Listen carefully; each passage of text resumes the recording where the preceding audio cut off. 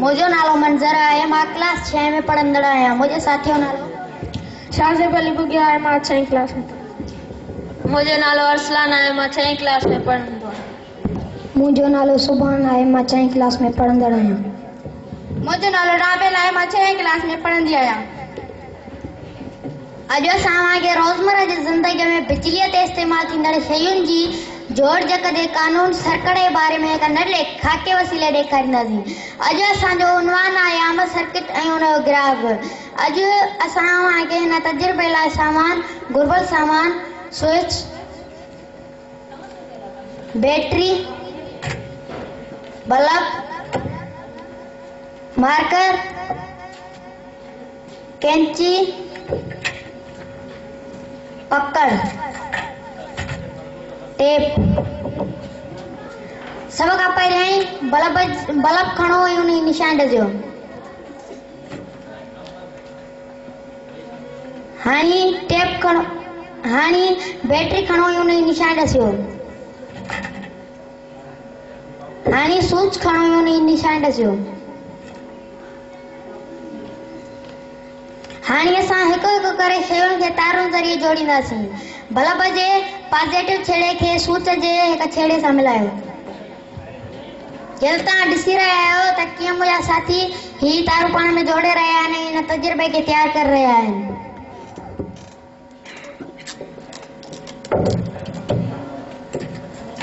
हाणे कैंचीअ जी मदद सां हिन टेप खे खोलियो।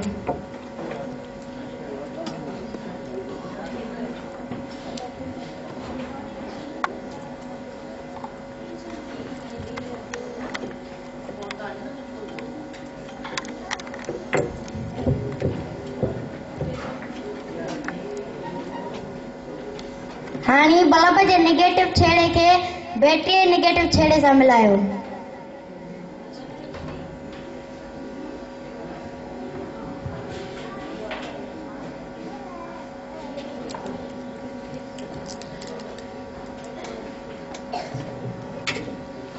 ये तो तव्हां ॾिठो त मुंहिंजे साथी दोस्तनि ही बैटरी में तारूं मिलाए छॾियूं।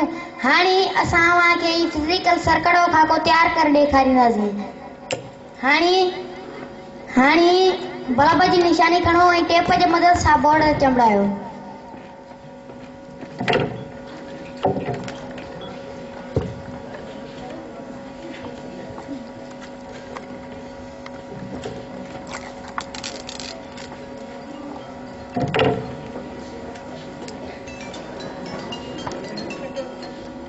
हाणे स्विच जी निशानी खणो ऐं टेप जी मदद सां बोर्ड चंबड़ायो।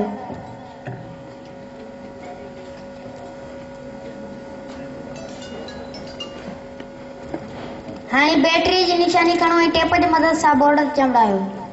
जॾहिं तव्हां ॾिसी रहिया आहियो त मुंहिंजा साथी दोस्त हिन बैटरी जी निशानीअ खे टेप जी मदद सां बोर्ड ते चंबड़ाए रहिया आहिनि।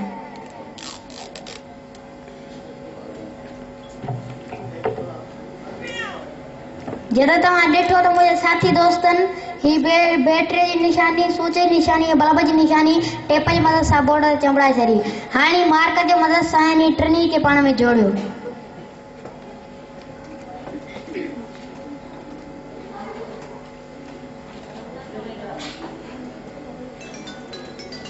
हाणे या पंहिंजे हिक साथीअ खे चवंदुसि त स्विच जी मदद सां सर्किट खे खोले तव्हांखे हलाए ॾे। हाणे या पंहिंजे हिक साथीअ खे चवंदुसि तव्हांखे मुशाहिदो ॿुधाए।